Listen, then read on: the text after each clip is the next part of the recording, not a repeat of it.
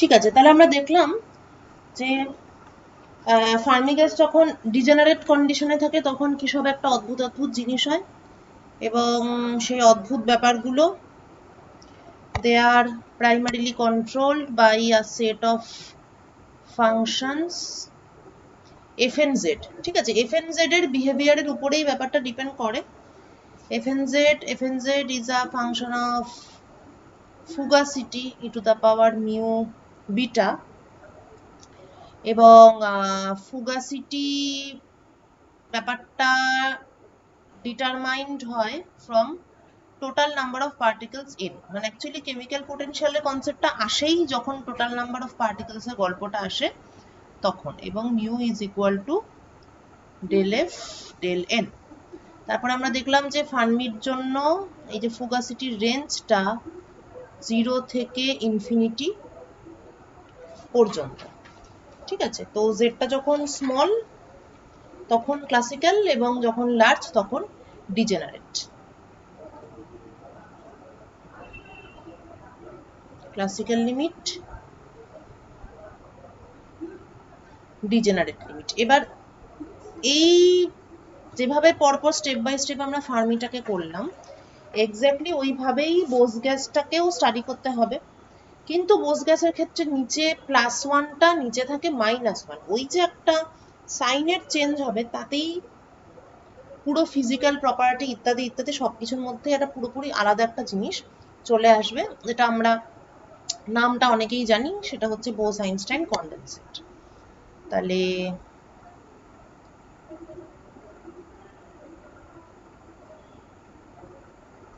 Degenerate Bose gas Q টিভিজেড, এই অ্যাপ্রোচটা পুরো আগের মতোই। ইজ ln মানে grand potential function,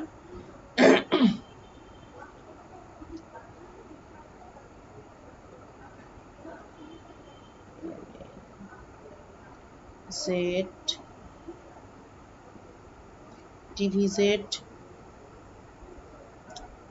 which is equal to যখন আমরা ওই grand canonical partition function use করে বোস গ্যাসের ওইটা বার করেছিলাম, তখনই আমরা এটা বার করেছিলাম, এবং সেখানে সামনে একটা মাইনাস সাইন ছিল, ln 1 minus Z E to the power minus beta epsilon k, এইরকম ছিল এক্সপ্রেশনটা।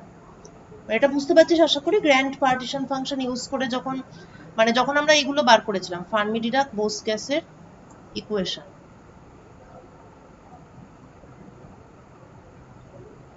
ফার্মি ডিরাক আর বোস আইনস্টাইন ডিস্ট্রিবিউশন, এগুলো যখন বার করেছিলাম তখন এটা এসেছিল, এবং total number of particles is equal to sum over k n k ensemble average equal to k 1 by z inverse e to the power beta epsilon k minus 1। তাহলে এই জায়গাগুলোতে ডিফারেন্স, ঠিক আছে, এটার ক্ষেত্রে উপরেরটার ক্ষেত্রে এটা ডিফারেন্স, আর এইটা ডিফারেন্স, এবং নিচেরটার ক্ষেত্রে এইটা। তো মেনলি মানে গ্র্যান্ড পোটেনশিয়াল ফাংশনটা তো একটা ফাংশন, কিন্তু এই পার্টিকেল ডিস্ট্রিবিউশনের ক্ষেত্রে এই যে ব্যাপারটা, এই যে প্লাসটা হয়ে গেল মাইনাস, এখান থেকেই প্রচুর পার্থক্য হওয়া শুরু, যার মধ্যে একটা হিন্ট আমি আগে দিয়েছিলাম। যাই হোক, এখন আমরা এগুলোকে আরো ডিটেলে পড়ব। প্রথম যে ব্যাপারটা সেটা হচ্ছে লিমিটস অফ জেড। ফার্মির ক্ষেত্রে কি ছিল, Z was between 0 and infinity, right? এখন লিমিট কি হবে, এই যে average number of particle in K state, সেটা নিশ্চয়ই 0 থেকে n এর মাঝখানে থাকবে, অবভিয়াসলি, ফর অল কে, ঠিক? সুতরাং nk is 1 by z inverse e to the power beta epsilon k minus 1, যেহেতু এটা পজিটিভ, সুতরাং z inverse e two the power beta epsilon K is greater than 1। এটা ফার্মি-ডিরাকে ছিল না এই ব্যাপারটা, কারণ ফার্মি-ডিরাকে এখানটা প্লাস ছিল, ফলে এই সমস্যাটা ছিল না। or z is less than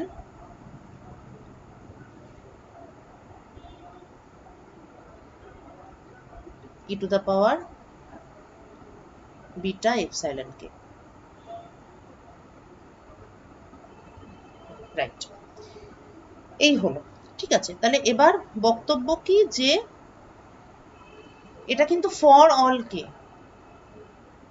সমস্ত অল পসিবল কে এর জন্যই z must be smaller than E to the power beta epsilon k, k এর অল পসিবল ভ্যালুর জন্য।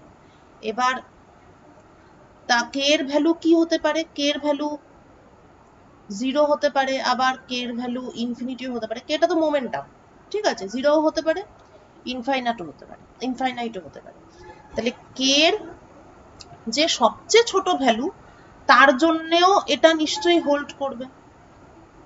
মানে কে এর যেটা মানে সব থেকে ছোট value, for minimum value of K z less than e to the power beta epsilon k must hold, কেননা এটা সব কে এর জন্যই ভ্যালিড। তাহলে কে এর সব থেকে ছোট ভ্যালু কি হতে পারে, 0 হতে পারে। সুতরাং therefore z less than or equal to 1। তাহলে z এর একটা আপার লিমিট আছে। এখানে যেটা পয়েন্ট সেটা হচ্ছে, এখানে আমরা একটা জিনিস ঢুকিয়ে নিলাম, সেটা হচ্ছে আমরা ইকুয়াল টু সাইনটা ঢুকিয়ে নিলাম। অ্যাকচুয়ালি ইন প্রিন্সিপাল এখানেই দেওয়া উচিত ছিল, equal to or greater than 0। এই তার মানে z now has an upper limit. তাহলে ব্যাপারটা এরকম দাঁড়াচ্ছে, z এখন আর ইনফাইনাইট হতে পারে না, 0-র কাছে হতে পারে, 0 হতে পারে বা 1 হতে পারে।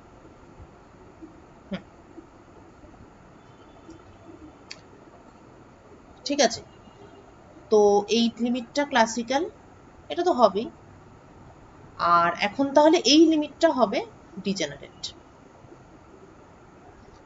এবং এর মধ্যেও একটা ব্যাপার আছে যেটা আমরা দেখতে পাবো, সেটা হচ্ছে z যখন এরকম ম্যাক্সিমাম হয়ে যায় তখন একটা কি চেঞ্জ হচ্ছে, মানে এই যে z ইকুয়াল টু 1 বা ফুগাসিটি ইজ 1,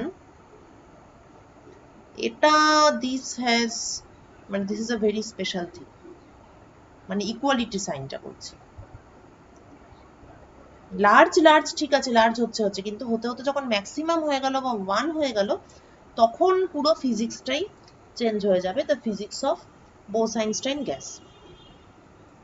ঠিক আছে, আচ্ছা নেক্সট যেটা বক্তব্য সেটা হচ্ছে, তাহলে z এখানে কি ফ্র্যাকশন, তাই তো, z ইজ আ ফ্র্যাকশন। এবার কেমিক্যাল পোটেনশিয়ালটা কি, কেটি লগ z, তা যে কোনো ফ্র্যাকশনের লগারিদম সবসময় নেগেটিভ হয়, তাহলে chemical potential is negative.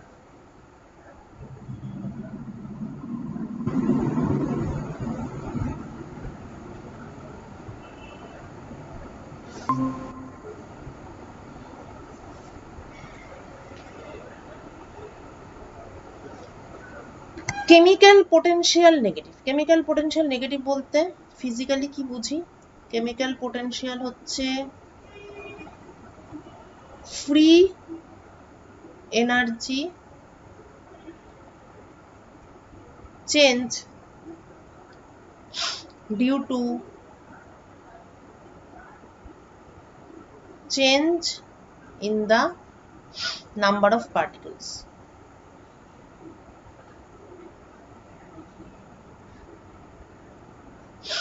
Energy change rate actually. আরো একটু সহজ করে বলতে গেলে বলতে হবে যে যদি ডেল্টা এন ইকুয়াল টু 1 হয়, তাহলে mu is equal to delta F, অর্থাৎ energy required to add a single particle to the system.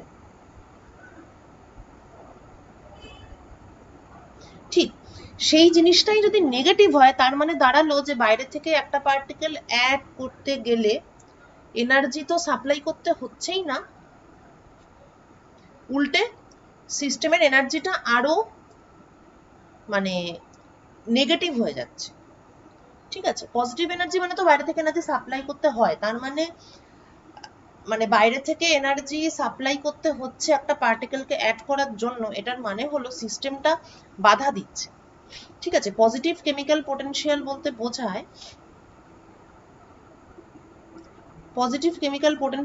বোঝায় যে সিস্টেম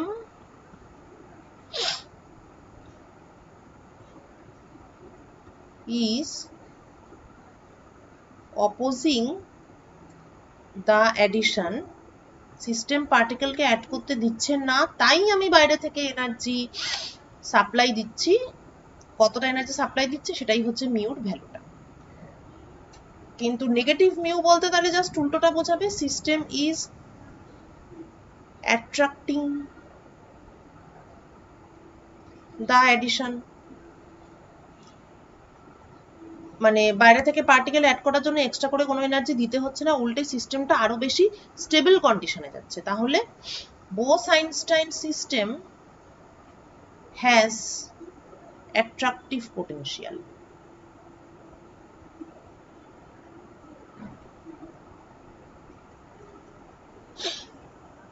ঠিক আছে, এটা অবশ্য আমরা এখানেও একটুখানি বুঝেছিলাম বা হিন্টটা পেয়েছিলাম, সেটা হচ্ছে এইটা QTVZ was negative, এবং QTVZ টা কিন্তু basically it was called the grand potential। ঠিক আছে, তাহলে Bose-Einstein সিস্টেম কিন্তু অ্যাট্রাক্ট করে, ঠিক আছে, পার্টিকেলকে। অন দি আদার হ্যান্ড এই ব্যাপারটা ফার্মির ক্ষেত্রে কি ছিল, 0 থেকে ইনফিনিটি পর্যন্ত ছিল, তার মানে এখানে মিউ পজিটিভও হতে পারে, মিউ নেগেটিভও হতে পারে, অর্থাৎ দু ধরনেরই পসিবিলিটি আছে। সেটা একটা কোনো স্পেশাল কেসে নেগেটিভ হয়, কিন্তু বেশিরভাগ কেসেই পজিটিভ হয়, এরকম ব্যাপার। কিন্তু Bose-Einstein gas has always attractive potential, ও সবসময় পার্টিকেলকে অ্যাকসেপ্ট করতে চায়, দুয়ার খুলে বসে আছে। ওয়েল, আচ্ছা এবার আমরা বার করি, QTVZ এই সমস্ত বার করি।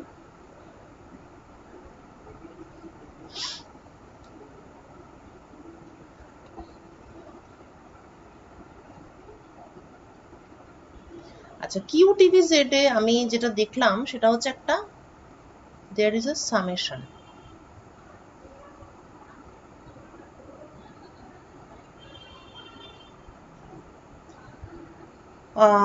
এই সামেশনটাতে কে তো সব জায়গা থেকেই শুরু হয়েছে, মানে কে তো সব ভ্যালুই আছে, কে 0 থেকে শুরু হয়েছে, ইনফিনিটি পর্যন্ত রান করেছে। এবার বিষয় হলো মানে K0 epsilon is h cut square k square by 2m, তো K0 এই স্টেটটা মিন করে যে এপসাইলন 0। এবার যখন ফার্মি ডিরাক করেছিলাম তখন ln 1 প্লাস ছিল এই জিনিসটা। প্লাস থাকলে একটা সুবিধা হচ্ছে যে ধর প্রথম স্টেটটা হচ্ছে k ইকুয়াল টু 0, তা k ইকুয়াল টু 0 হলে এই জিনিসটা কি হচ্ছে ln অফ 1 প্লাস z। ঠিক আছে, তো তাতে কোনো ম্যাথমেটিক্যাল কোনো সমস্যা নেই, তাই তখন আমরা এখান থেকে ডাইরেক্ট ইন্টিগ্রেশনে চলে গেছিলাম। একইভাবে আমরা এখানেও ডাইরেক্ট ইন্টিগ্রেশনে যেতে পারি, minus 2πv by H Q, সেই ডেন্সিটি অফ স্টেটস লিখে মনে পড়ছে আশা করি, 0 to infinity square root of epsilon D epsilon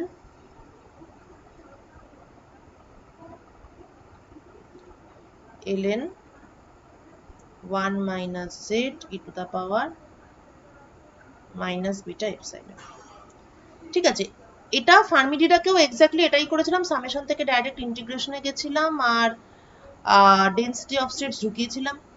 আচ্ছা, একটা জিনিস ওখানে এক্সট্রা ছিল, সেটা হচ্ছে স্পিন ডিজেনারেসি ছিল, g equal to 2s plus 1, এই টার্মটা ওখানে ছিল। বোস গ্যাসের ক্ষেত্রে সেটা আমরা বাদ দিচ্ছি, এখানে আমরা বাদ দিচ্ছি মানে বাদ অ্যাকচুয়ালি দিচ্ছি না, আমরা g ইকুয়াল টু 1 এটার জন্য ব্যাপারটাকে সলভ করছি, মানে basically spin zero system R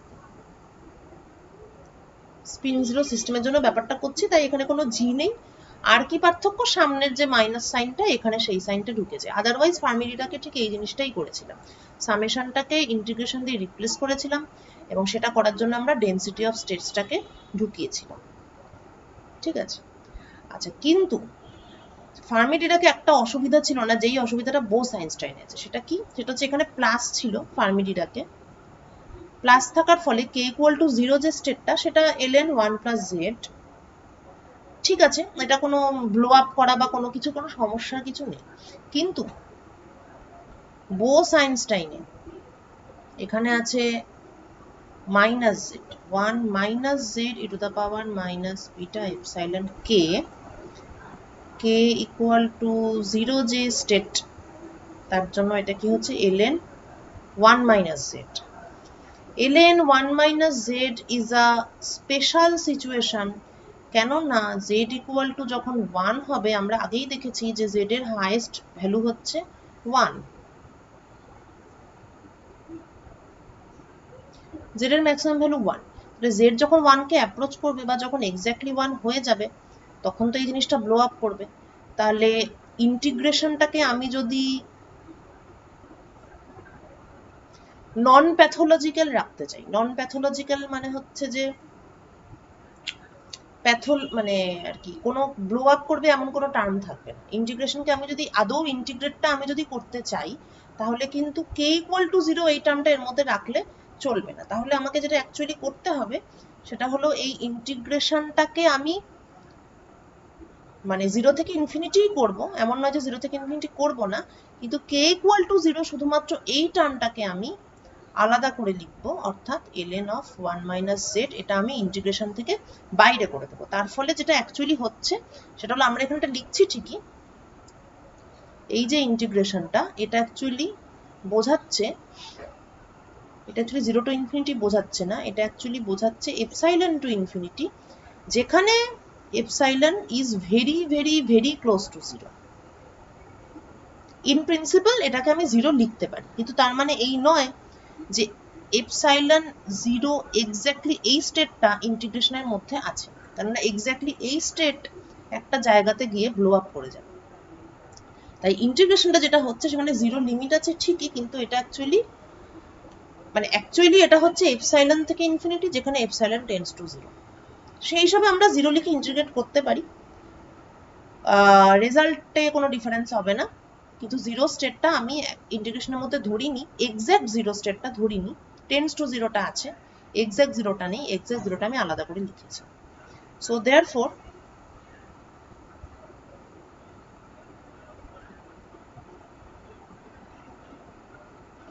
our QTVZ is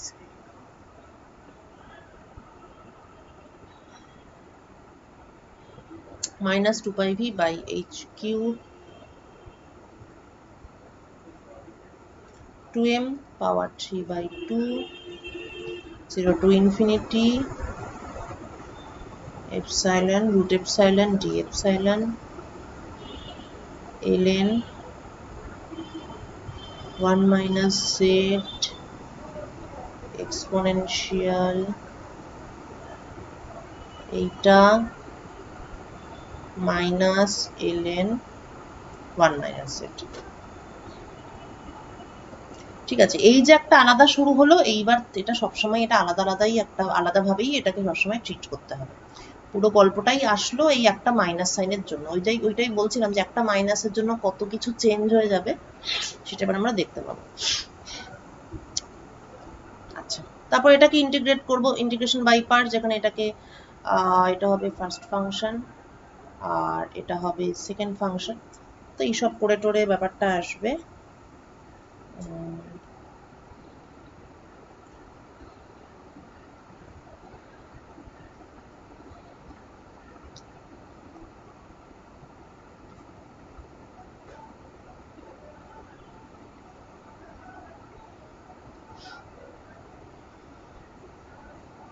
3 by 2, 2 beta by 3,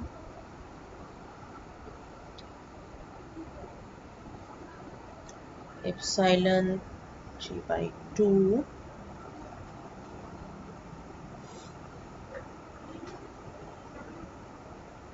minus 1, ln 1 minus z এই হলো। আর n tvz এখানেও by same logic k equal to 0 বা epsilon equal to 0, এটা আমাকে আলাদাই রাখতে হবে, তাহলে দুটো টার্ম পাওয়া যাবে। একটা হলো 2 pi v by h cube, 2m 3 by 2 d epsilon root epsilon minus 1 plus একটু এক্সপ্রেশনটা দেখি, প্লাস এই টার্মটা যখন epsilon equal to 0, এই টার্মটা epsilon equal to 0 হলে হচ্ছে 1 by z inverse minus 1, উপর নিচে z দিয়ে গুণ করলে z by 1 minus z। Okay, z by 1 minus z, তাহলে এইটা কিন্তু অ্যাকচুয়ালি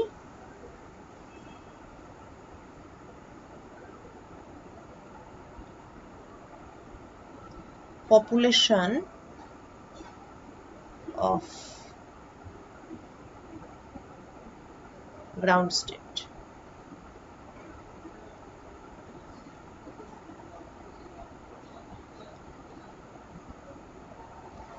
এটাকে আমি n0 বলি, এটা পপুলেশন অফ গ্রাউন্ড স্টেট। আর এই ব্যাপারটা তাহলে পপুলেশন অফ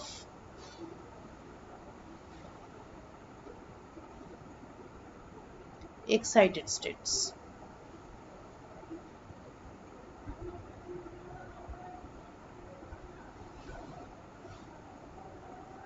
এটাকে আমি বলি n epsilon।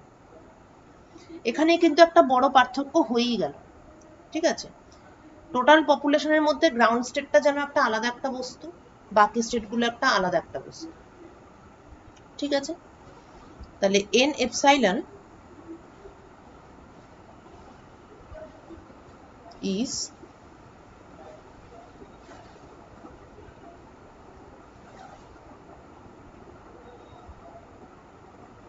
two pi v by h cube, 2m 3 by 2, 0 to infinity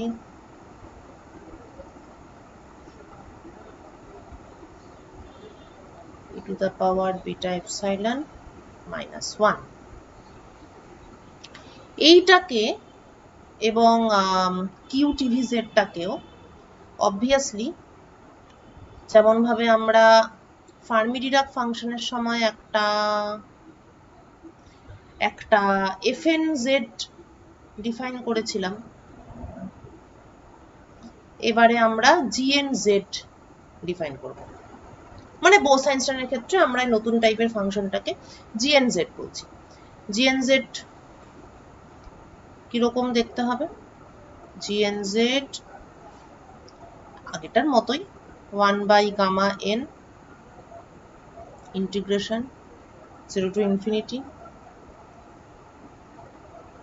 x to the power n minus 1 dx z inverse e to the power x minus 1, যেখানে z lies between 0 and 1।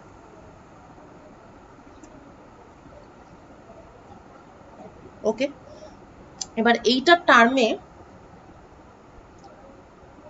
gnz এর টার্মে n epsilon এবং qtvz এদেরকে যদি লেখা হয় তাহলে simple, মানে পরপর একদম ছকে পড়ে যাবে। qtvz হবে v by ল্যামডা কিউব আগের মতনই, জিটা খালি নেই, মানে জিটা 1, জি 5/2 Z minus ln 1 minus z n tvz is n epsilon plus n naught. N epsilon is v by lambda cube g 3/2 z. N naught is z by 1 minus z. Interesting factor হলো, interesting ফ্যাক্টরটা বোঝার জন্য আমাদেরকে GNZ নিয়ে একটুখানি study করতে হবে, কারণ GNZ এর ভ্যালুর উপরেই অনেক কিছু ডিপেন্ড করছে।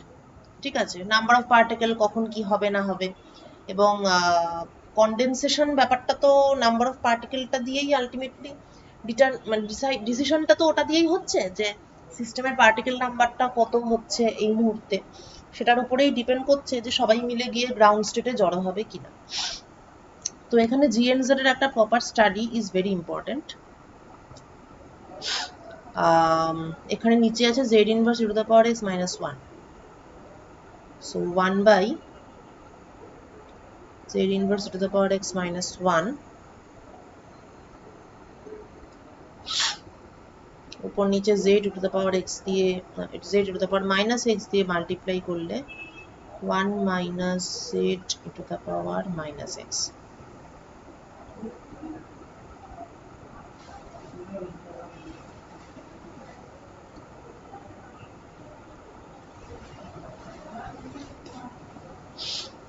z e to the power minus x 1 minus z e to the power minus x inverse series যদি আমরা এক্সপ্যান্ড করি 1 minus x minus 1 কি হয়, 1 plus x plus x square plus x cube infinity অবধি চলতে থাকে, অর্থাৎ sum over x to the power k from 0 to infinity, right? লেখানো তাই হবে। এই জিনিসটাই তোদের এফএনজেড এর ক্ষেত্রেও করতে হবে, যেটা বলছিলাম না, এফএনজেড এর কিছু কিছু প্রপার্টি আছে, দু একটা জিনিস আছে যেগুলো তোদের বলছিলাম বাড়িতে নিজেরা ট্রাই করবি, এইভাবেই করতে হবে ওটাও। আচ্ছা, তাহলে এখানেও একই রকম ভাবে z e to the power minus x whole to the power k equal to 0 0 to infinity।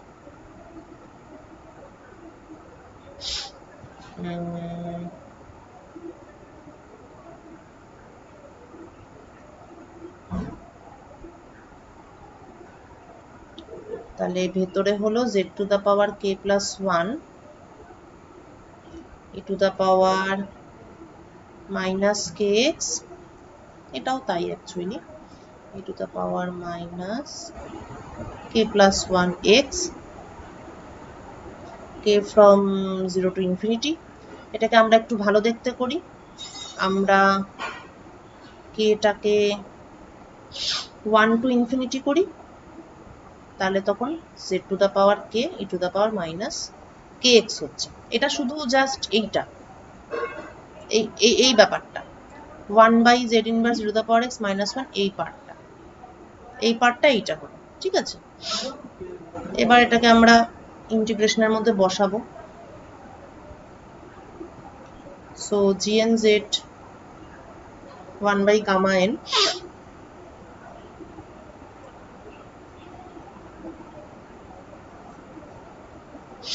x to the power n minus 1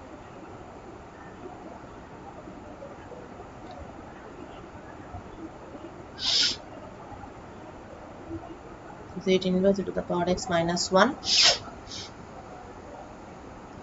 1 by z inverse to the power x minus 1 is equal to k 1 to infinity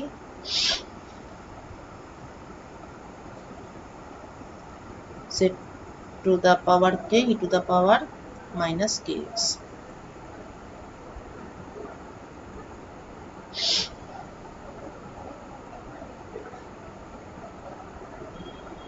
right, এটাকে বসাই 1 by gamma n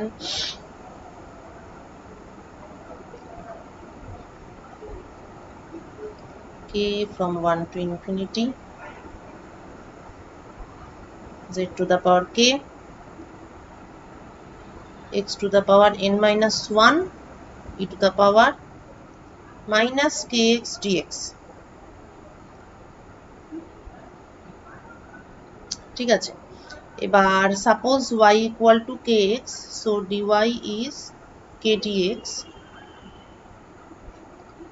1 by gamma n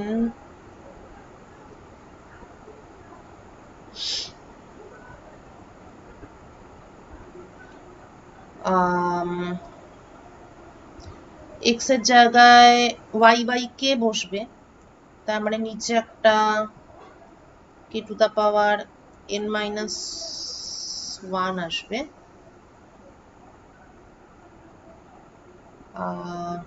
y to the power n minus 1 হলো, e to the power minus y হলো, dx এর জায়গায় dy by k আসবে, তাহলে এখানে আরেকটা k আসবে extra.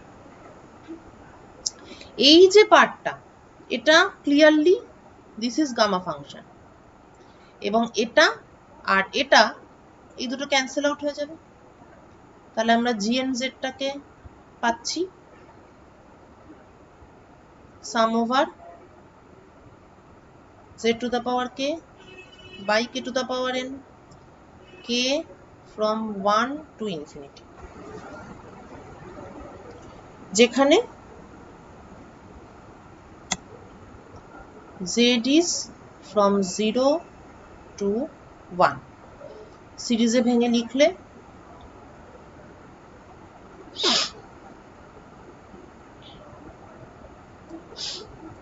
z plus z square to the power n z cube 3 to the power n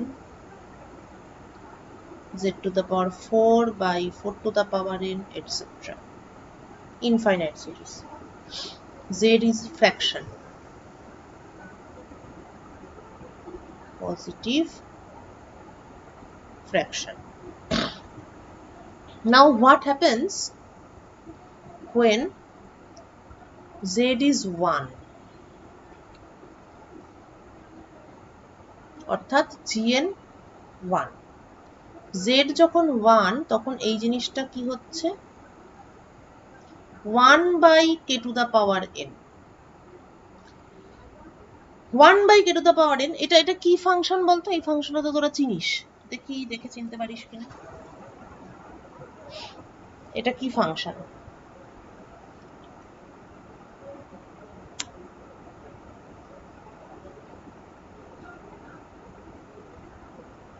দেখে চেনা চেনা মনে হচ্ছে কি? ফুরিয়ার সিরিজের সময় এরকম সিরিজ তোরা বার করতিস, 1 by n square 1 by n to the power 4, এগুলোকে কি ফাংশন বলে?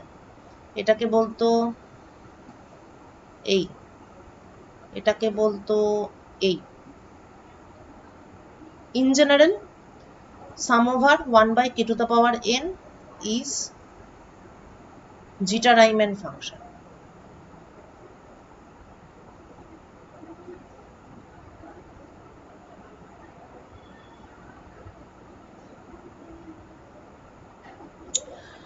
আচ্ছা, এইবার এখানে একটা বিষয় আছে, জিটা রাইম্যান ফাংশন কিন্তু মানে সিরিজ তো আমি যা খুশি তাই লিখতেই পারি, কিন্তু সব সিরিজ তো কনভার্জ করে না। তো zeta Riemann function converges only for n greater than 1, otherwise এটা ডাইভার্জ করবে। অর্থাৎ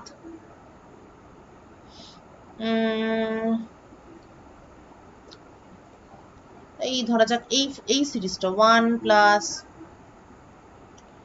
1 by 2 square 1/3 স্কোয়ার, 1/4 স্কোয়ার ইত্যাদি, এটা কনভার্জ করবে 1 plus 1/2 to the power 5/2, 1/3 to the power 5/2, 1/4 to the power 5/2, এই সিরিজটা কনভার্জ করবে। এটা কনভার্জ করবে কারণ এখানে n equal to 2, এখানে n equal to 5/2, কিন্তু এইটা কনভার্জ করবে না 1 plus 1/√2,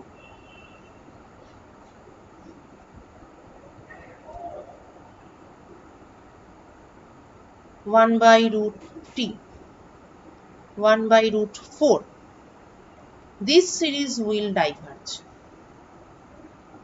এখানে n equal to half এবং জিটা রাইম্যান ফাংশন কনভার্জ করে কেবলমাত্র যদি nটা একের থেকে বেশি হয়। তাহলে মনে রাখতে হবে g21, g5/2 1, মানে এটাও কিন্তু একটা ব্যাপার যে এই প্রশ্নটা কিন্তু তখনই উঠবে যখন z equal to 1, মানে z equal to 1 যখন হবে তখন nটা ম্যাটার করবে এবং n যদি ফ্র্যাকশন হয় তখন সেটা ব্লো আপ করবে, মানে সরি ফ্র্যাকশন, হ্যাঁ মানে ফ্র্যাকশন না মানে লেস দ্যান 1 আর কি, ফ্র্যাকশন যদি হয় তখন সেটা ব্লো আপ করবে। g half will diverge, ঠিক আছে। গ্রাফিক্যালি স্পিকিং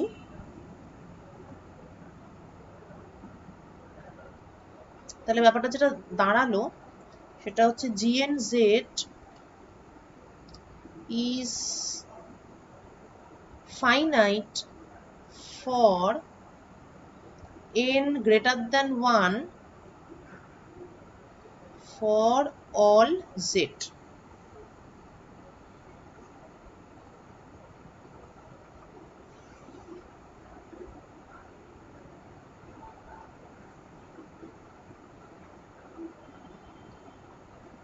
Okay, so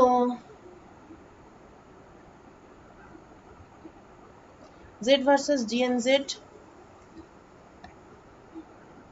আমি যদি প্লট করি একটু ফাংশনটা যদি দেখি,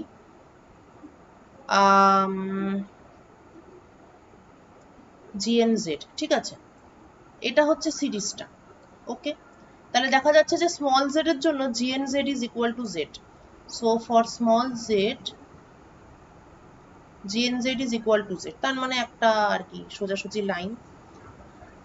তারপর যখন জেডটা বড় হচ্ছে, জেড এর ম্যাক্সিমাম ভ্যালু হচ্ছে 1, তাহলে এখানে একটা দাগ টেনে দিই, জেডটা এর থেকে বেশি বাড়ছে না।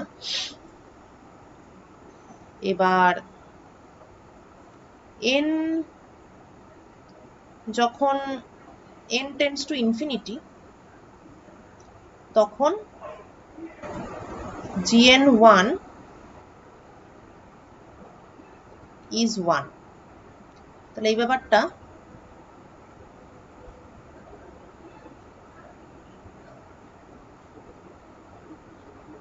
এই, তাহলে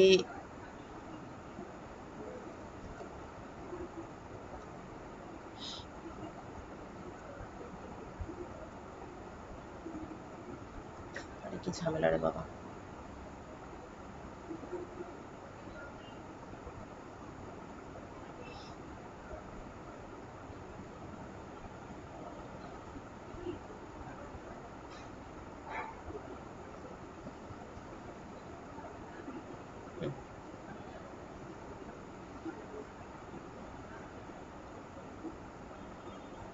এই ঠিক আছে। এটা অবশ্য এরকম স্ট্রেট লাইন করাটাও ঠিক হলো না, স্ট্রেট লাইন তো এটা নয়,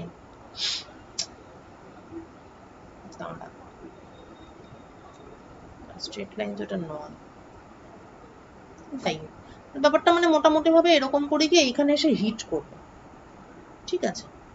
তো এই ভ্যালুটা হচ্ছে 1 এবং এটা হচ্ছে g ইনফিনিটি, হ্যাঁ। এরপর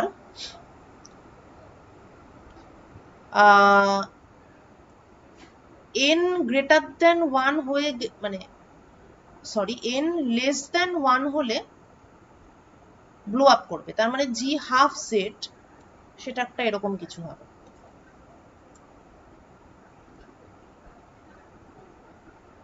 জি হাফ। এবার এক্স্যাক্টলি যখন n ইকুয়াল টু 1 হবে তাহলে ওটা ওই জাস্ট ব্লো আপ করবে, তার মানে এরকম ধরনের কিছু একটা। এটা হচ্ছে G1। ঠিক আছে, এবার এরপরে আমি যখন আরো বাড়াতে থাকবো G3/2 মনে কর, তখন এটা যাবে এটার নিচে দিয়ে G3/2, কিন্তু এটা ব্লো আপ করছে না, কিছু একটা নির্দিষ্ট ভ্যালু আছে। ঠিক আছে, G3/2 at 1 is zeta Riemann function. আচ্ছা, তারপরে এটা আরেকটু তার নিচে হবে G5/2, G5/2 at 1 is zeta Riemann function of 5/2। এরকম করে করে যখন n tends to infinity, তাহলে G infinity at 1, this must be zeta Riemann function at infinity। Zeta Riemann function যদি at infinity আমি ইভালুয়েট করতে চাই, জিটা রাইম্যান ফাংশনের এইটা হচ্ছে ফর্মুলা। তো এখানে জিনিসটা যদি ইনফাইনাইট হয়ে যায় তাহলে বোঝাই যাচ্ছে যে এখানে এগুলো 2 to the power infinity, 3 to the power infinity, 4 to the power infinity এইসব হবে। সুতরাং এখান থেকেই it is clear that Gn1 equal to zeta n limit n tends to infinity, this is 1। তাহলে দেখা যাচ্ছে যে এই ভ্যালুটাই সব থেকে কম। n যখন ইনফাইনাইট হয়ে যাচ্ছে, ইনফাইনাইট অর্ডার, এটা তো এটার সঙ্গে কিন্তু বোস-আইনস্টাইনের কোনো ডাইরেক্ট কোনো সম্পর্ক নেই, কারণ nটা তো বোস-আইনস্টাইন সিস্টেমের কোনো প্যারামিটার নয়, nটা একটা অর্ডার। বোস-আইনস্টাইন সিস্টেমের বিভিন্ন থার্মোডাইনামিক ফাংশন লেখার সময় G5/2 বা G3/2 এই সমস্ত আমরা পাবো। বোস-আইনস্টাইনের কোনো ফিজিক্যাল প্রপার্টির সঙ্গে কিন্তু এটার কোনো সম্পর্ক নেই, এটা জাস্ট বলছি আমি যে ফাংশনগুলো এইরকম যে জি হাফ ব্লো আপ করে, G1 একদম বাউন্ডারিতে আছে, এরপর G3/2 G5/2 এগুলো হচ্ছে মানে ঠিকঠাক ফাংশন যেগুলো ব্লো আপ করবে না, আর G ইনফিনিটিটা হচ্ছে সবার নিচে আছে, ওটা ওটা মানে ওটা 1 আর কি, ওটাই হাইয়েস্ট, মানে n এর হাইয়েস্ট ভ্যালুতে ব্যাপারটা 1 এ এসে থামে। ঠিক আছে, কিন্তু মূল ব্যাপারটা এটা যে এই জায়গাগুলো ব্লো আপ করে। যাই, তবে বোসের সিস্টেমের সঙ্গে এগুলো ডাইরেক্টলি কোনো কানেকশন নেই। আচ্ছা, তো আমাদের জিএনজেডটা তো ভালোভাবে স্টাডি করা হয়ে গেল। এবার আমরা আমাদের পুরোনো ব্যাপারটায় ফিরে আসি, which was total number of particles in the system is n epsilon plus n naught, যেখানে n epsilon হচ্ছে v by lambda cube g 3/2 z R m naught হচ্ছে z by 1 minus z।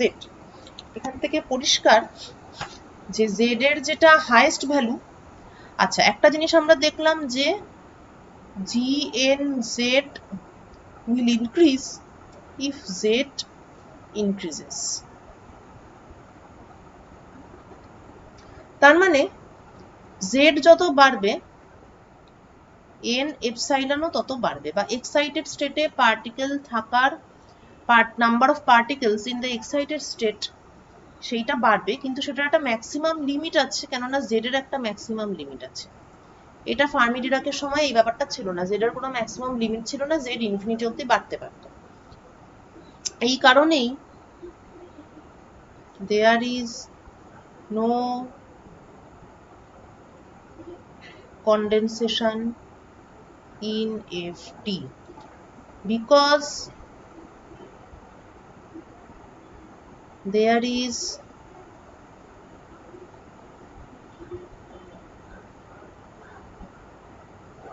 no upper limit in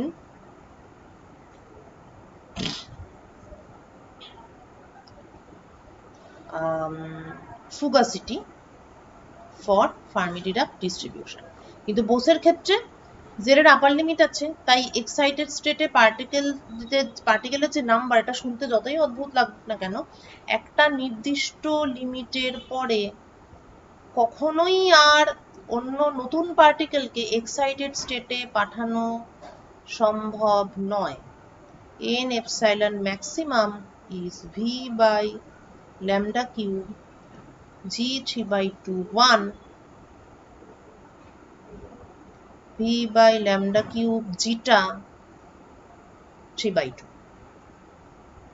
g 3/2 1 হচ্ছে zeta 3/2। zeta 3/2 এর একটা certain value আছে, সেটা একটা numerical value, কিন্তু সেটা এখানে আনইম্পর্টেন্ট। ইম্পর্টেন্ট হচ্ছে যে number of particles in excited state। কি অদ্ভুত এই ব্যাপারটা, যে একটা বোস-আইনস্টাইন সিস্টেমে যতই অসংখ্য এনার্জি লেভেলস থাকুক না কেন, এনার্জি লেভেলস অসংখ্য হতেই পারে, অথচ সেই সব এনার্জি লেভেলে যে পার্টিকেলের সংখ্যা সেটা কিন্তু অসংখ্য হতে পারে না। সেটা কখনোই v বাই ল্যামডা কিউব জিটা 3/2 এর থেকে বেশি হতে পারে না। তাহলে এই লিমিটটা ছাড়িয়ে গেলে এক্সট্রা যে পার্টিকেলগুলো আমি অ্যাড করব সেগুলো তাহলে কোথায় যাবে? একটা সিস্টেমে পার্টিকেল আমি সবসময় অ্যাড করতে পারি, কেননা বোস-আইনস্টাইন সিস্টেমের ক্ষেত্রে আমি দেখেছিলাম mu is negative, so it is attractive potential. Bose-Einstein system কিন্তু পার্টিকেলকে সবসময় অ্যাকসেপ্ট করতে চায়। তাহলে এই যে অ্যাকসেপ্ট করতেই থাকছে, অত তো এক্সাইটেড স্টেটে কারুর যাওয়ার কোনো উপায় নেই। তাহলে যত আমি পার্টিকেল অ্যাড করতে থাকবো, এরা সকলেই গিয়ে জমা হবে গ্রাউন্ড স্টেটে। all of them will accumulate in ground state। আর গ্রাউন্ড স্টেটে তো রাস্তা খুলেই রেখেছে, কেননা গ্রাউন্ড স্টেট মানে ম্যাথমেটিক্যালিও রাস্তা খুলে রেখেছে বলতে চাইছি, কেননা গ্রাউন্ড স্টেটের পপুলেশন হচ্ছে z/1 - z, তো z tends to 1 এ এমনিতেই n0 ক্লোজ আপ, এমনিতেই number of particles in the ground state is infinite for z equal to 1। তাহলে this is where Bose-Einstein condensation sets in। কখন, কোথায়, বা কন্ডিশনটা কি? বেসিক কন্ডিশন হচ্ছে n equal to n epsilon max। এইটা হচ্ছে বেসিক কন্ডিশন। এবার কথা হলো যে এই জিনিসটা কিন্তু অ্যাকচুয়ালি একটা ফেজ ট্রানজিশন, মানে বোস-আইনস্টাইন কন্ডেনসেট এটা কিন্তু পদার্থের একটা বিশেষ অবস্থা।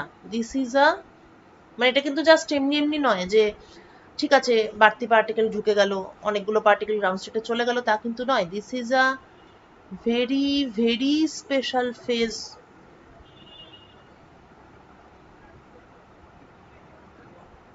Of a system. এটা কিন্তু ভালো করে মাথার মধ্যে ঢুকিয়ে নি। ঠিক যেমন কুপার পেয়ার দেখতে গেলে কি না, ইলেকট্রন ইলেকট্রন কাপল, ঠিক আছে, কিন্তু কুপার পেয়ার তো জাস্ট দুটো ইলেকট্রন কাপল হয়ে গেল, জাস্ট তো সেটা নয়, এটা টোটালি একটা আলাদা স্টেট অফ দ্য সিস্টেম। এই স্টেট অফ দ্য সিস্টেম এটা পুরোপুরি আলাদা, ফিজিক্যাল প্রপার্টি পুরোপুরি আলাদা। সুপার কন্ডাক্টিভিটি মানে জাস্ট জিরো রেজিস্ট্যান্স, সেটা তো নয়।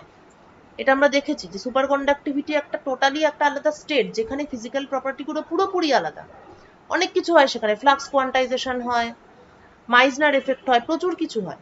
তো just like super conductivity is not only zero resistivity state, সেরকম ভাবেই বোস-আইনস্টাইন কন্ডেন্সেটটাও জাস্ট ওই কতগুলো পার্টিকেল গ্রাউন্ড স্টেটে চলে গেল এটা একেবারেই নয়। এটা একটা প্রচন্ড special phase of the system, যেখানে আমি সিস্টেমে যত যাই পার্টিকেল অ্যাড করি না কেন সবাই মিলে গ্রাউন্ড স্টেটে গিয়ে জড়ো হয়, এবং এই ঘটনাটা ঘটার ফলে সিস্টেমের ফিজিক্যাল প্রপার্টি প্রচন্ড পরিমাণে আলাদা হয়ে যায়, যার জন্য এটাকে একটা পুরোপুরিটা আলাদা নামই দেওয়া হয়েছে। এখন কথা হলো যে তাহলে this is a special phase of the system, তার মানে একটা নর্মাল সিস্টেম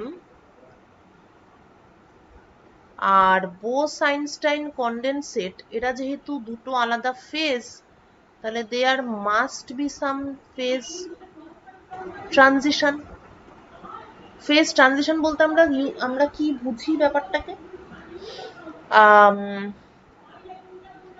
কিছু এক্সটার্নাল প্যারামিটার যেমন টেম্পারেচার, ভলিউম, প্রেসার, এই সমস্ত চেঞ্জ হওয়ার ফলে সিস্টেম একটা ফেজ থেকে অন্য ফেজে যায়। ঠিক আছে, মানে আমি বলতে চাইছি যে এই যে n equal to n epsilon max, এইটা দিয়ে কিন্তু ফেজ ট্রানজিশনটাকে বোঝানো যাবে না। মানে এটা বললে জাস্ট এটুকুই মনে হচ্ছে যে আমি সিস্টেমে পার্টিকেল অ্যাড করতে থাকলাম, একটা সময়ের পরে পার্টিকেল গুলো সবাই গ্রাউন্ড স্টেটে চলে গেল। এখানে ঠিক এইভাবে ব্যাপারটাকে ডেসক্রাইব করলে, এবং ব্যাপারটা অ্যাকচুয়ালি এরকম নয়ও, ব্যাপারটা অ্যাকচুয়ালি কি, অ্যাকচুয়ালি ব্যাপারটা হলো এই যে একটা সিস্টেমে একটা মানে দেখ, সিস্টেমে পার্টিকেল অ্যাড করে করে তো আর আমরা কোনো সিস্টেমকে হ্যান্ডেল করি না। আমরা বড়জোর কি করি, আমরা কোনো একটা সিস্টেম থাকে, তার উপর আমরা প্রেসার চেঞ্জ করি, আমরা ভলিউম চেঞ্জ করি, আমরা টেম্পারেচার চেঞ্জ করি, করার ফলে সিস্টেমটা একটা অবস্থা থেকে অন্য অবস্থায় যায়। তো এটার ক্ষেত্রেও তাই। মনে কর suppose you have one piece of copper,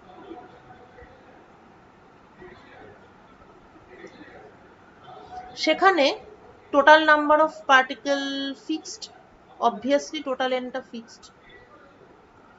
এইবার যেহেতু n epsilon max depends on volume and temperature, আমি বলবো না, মানে এমনিতে তো n কিসের কিসের ফাংশন, t, v এবং z এর ফাংশন, কিন্তু এক্ষেত্রে তো z টা 1 হয়ে গেছে, n epsilon max মানে z equal to 1, তাহলে now n epsilon max depends on volume and temperature। তাহলে given n, মানে n টা given, এই অবস্থায় আমি ভলিউম বা টেম্পারেচারকে ভ্যারি করলাম এমন ভাবে যাতে করে n epsilon max becomes smaller than n. Now this is what the phase transition is from normal state to Bose-Einstein condensation.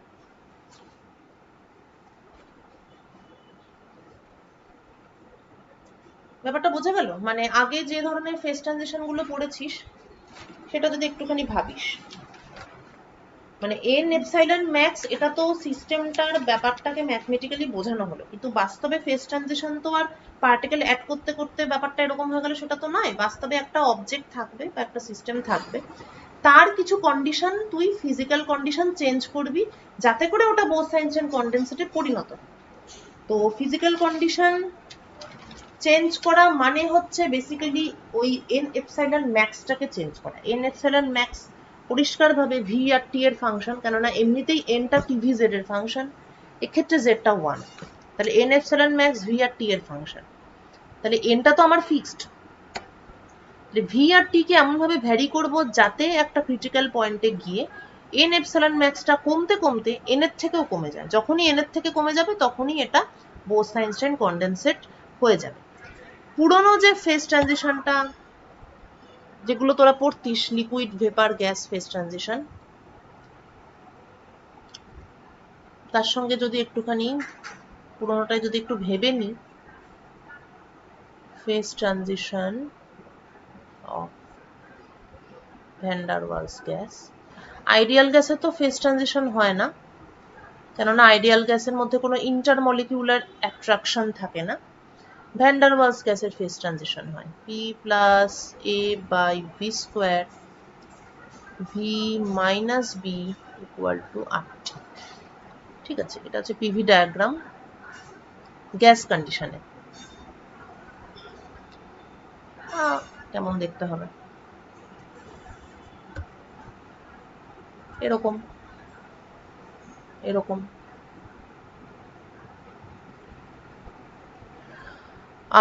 এটা হচ্ছে পিভি ডায়াগ্রাম। এটা হচ্ছে ফর ডিফারেন্ট টেম্পারেচারস। টেম্পারেচার কমাতে থাকলে এমন একটা টেম্পারেচার আসবে যখন এই কার্ভটা এরম হবে। এই টেম্পারেচারের নিচে PV curve changes it's form. তখন এটা এমন হয় যে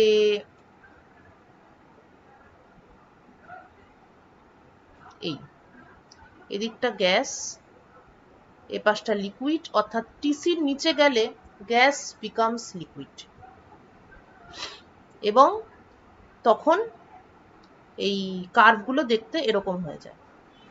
এই লিকুইড আছে, প্রেসার ভার্সাস ভলিউম, প্রেসার কমাচ্ছি তার ফলে ভলিউম বাড়ছে, কিন্তু একটা পয়েন্টের পর প্রেসার কনস্ট্যান্ট হয়ে গেলে ভলিউম বাড়তেই থাকবে। লিকুইড থেকে যখন গ্যাস হয় তাই হয়, বাড়তে বাড়তে ফস করে ইন্টারমলিকুলার ইন্টারাকশনের একটা ক্রিটিক্যাল চেঞ্জ হয়, হয়ে জিনিসটা গ্যাসে পরিণত হয়। তো this is the phase diagram of liquid vapour phase transition of a van der Waals gas. ঠিক আছে, এখানে টিসিতে এসে পরিস্থিতিটার চেঞ্জ হলো। কার্ভটা দেখে নিশ্চয়ই মনে পড়ছে, মাঝখানে এটা লিকুইড ভেপার, এটা ক্রিটিক্যাল রিজিয়ন আর কি। এই রিজিয়নটা, this region is critical region.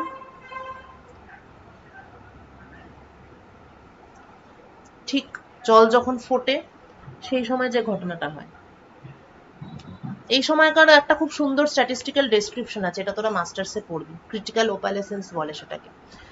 Anyway, তো এই যে ফেজ ট্রানজিশনটা, এই ফেজ ট্রানজিশনটা কিন্তু মানে কনডেনসেশন, এটা তো কনডেনসেশনই, মানে কি বলবো এটাকে, লিকুইড ভেপার কনসেন্ট্রেশন, কনডেনসেশন।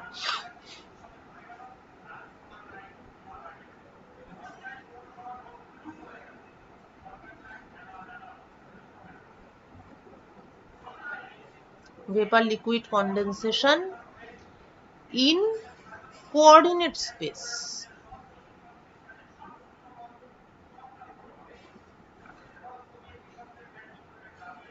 ঠিক আছে, বাস্তবে গ্যাসটা কোঅর্ডিনেট স্পেসে ঘুরে ঘুরে বেড়াচ্ছিল, কনডেন্স হয়ে বোতলের গায়ে জমা হলো, লিকুইড হলো। কিন্তু বোস-আইনস্টাইন কনডেনসেশন কিন্তু is a condensation in momentum space। এই ব্যাপারটা কিন্তু মাথায় রাখতে হবে। এমন নয় যে সবকটা অ্যাটম বা মলিকিউল একটার একটার ঘাড়ের উপর এসে জড়ো হলো, মোটেই সেটা নয়। যে যেখানে ছিল সে সেখানেই থাকলো, কিন্তু সবার মোমেন্টাম জিরো হয়ে গেল। স্পেশালি ওরা আলাদা আলাদা থাকতেই পারে, if it is a crystal suppose, মানে ক্রিস্টাল দিয়ে ওরকম ভাবে তো এটাকে গ্যাসটাকে ডিসক্রাইব করা মুশকিল,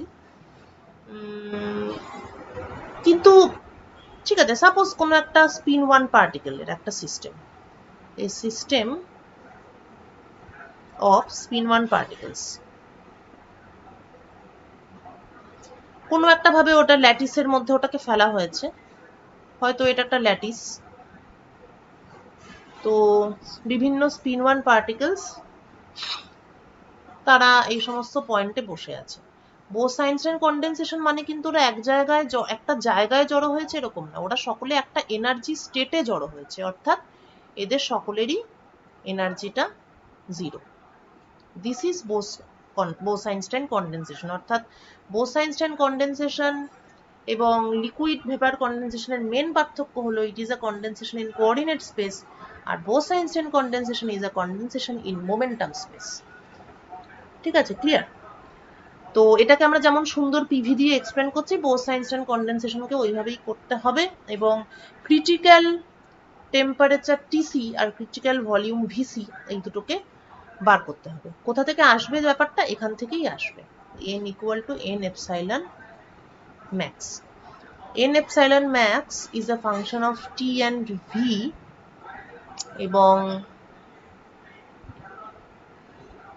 n epsilon max is a function of t and v, এবং t আর v কে এমন ভাবে কন্ট্রোল করা হবে যাতে ক্রিটিক্যাল টেম্পারেচারে n epsilon max টা ইকুয়াল টু n হয়, বা একটা ক্রিটিক্যাল ভলিউম থাকবে, মানে যদি আমি ভলিউম ফিক্স রেখে টেম্পারেচার চেঞ্জ করি আর কি, তাহলে একটা ক্রিটিক্যাল টেম্পারেচারে n epsilon max টা n হবে। আর যদি আমি টেম্পারেচার ফিক্সড রাখি, ভলিউমটাকে চেঞ্জ করি, তাহলে একটা critical ভলিউমে n epsilon max will be equal to n। তাহলে এই টিসি অথবা এই ভিসিতে ফেজ ট্রানজিশনটা হবে, এবং যখনই n epsilon max টা কমতে কমতে n এর থেকে কমে যাবে, তখনই এক্সেস যে পার্টিকেল গুলো আছে অর্থাৎ n minus n epsilon max, এরা সবাই গিয়ে epsilon equal to 0 এই স্টেটে জড়ো হবে, এবং that is the Bose-Einstein condensation phase. ঠিক আছে, তাহলে এই ক্রিটিক্যাল ভ্যালুগুলো মানে টিসিভিসি এগুলো আমরা পরের দিন বার করব, এখান থেকেই বেরোবে সেটা। এই ক্যালকুলেশনটা খুবই সহজ, এখান থেকেই কন্ডিশনটা বেরোবে।